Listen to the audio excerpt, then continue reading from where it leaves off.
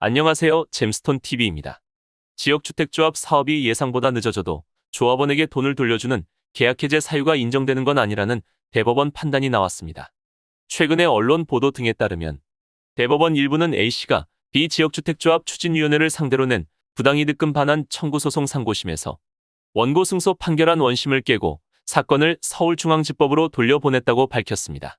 B지역주택조합 추진위는 서울에서 아파트를 짓고 조합원들에게 분양하는 사업을 위해 결성됐으며 A씨는 B추진위와 지역주택조합 가입계약을 체결하고 4차례에 걸쳐 계약금과 중도금을 납부했습니다.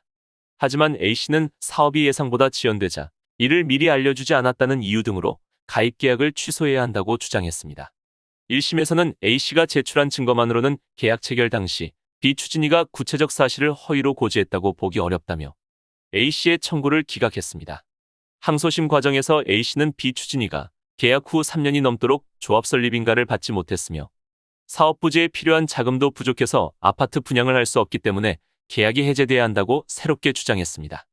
2심에서는 B추진위가 조합원 모집 당시 2019년께 조합 설립 인가 신청 등으로 홍보했으며 A씨는 이를 믿고 계약을 체결했다라며 그러나 변론 종결일까지도 조합 설립 인가를 받지 못한 상태이며 예정된 신청일이 2년이나 경과했다며 B추진위는 납부한 돈을 반환하라고 판결했습니다. 하지만 대법원 판결에서는 사업 일정이 예상보다 지연된다고 해서 계약이 해제되는 것은 아니라고 판단했습니다. 재판부는 지역주택조합 사업은 조합 설립 전에 미리 조합원을 모집하며 분담금으로 사업 부지를 매수하거나 인가를 받아 소유권을 확보하는 방식으로 진행된다며 변수가 많고 지연되는 사정이 발생할 수 있음은 어느 정도 예상할 수 있다고 설명했습니다. 그리고 B추진위는 업무 협약을 체결하는 등 노력을 기울이고 있어 사업 진행이 불가능하게 됐다고 단정할 수 없으며 A씨가 계약 당시 현재와 같은 상황을 예측할 수 없었다거나 신의 측에 반하는 결과가 생긴다고 보기 어렵다며 파기환송했습니다. 한편 정부는 지역주택조합원의 재산권 보호 등을 위한 제도를 계속 보완하며 시행하고 있습니다. 지난 2020년 7월에 시행된 주택법 시행령, 개정안 자료 등에 따르면 주택조합 사업의 투명성 강화를 위해 해당 사업 소유권 확보 현황 등을 지자체 홈페이지에 공고하도록 했습니다. 그리고 자본금을 갖추지 못한 업무대행자 등으로 인해 사업 지연 등을 야기할 우려가 있어서 업무대행자는 자본금 5억에서 10억 원을 갖추도록 자격 기준을 강화했습니다.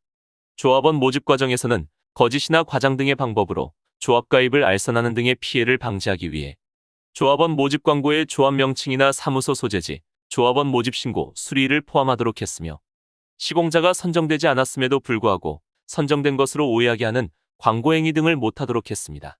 그리고 주택조합 가입 신청자의 재산권 보호와 가입자에 대한 분쟁을 예방하기 위해서 주택조합 가입 신청자가 가입비를 예치한 날부터 30일 이내에 청약을 철회하면 가입비를 반환하도록 했습니다. 지금까지 잼스톤TV였습니다. 오늘 영상 도움되셨으면 구독과 좋아요 부탁드립니다. 시청해주셔서 감사합니다.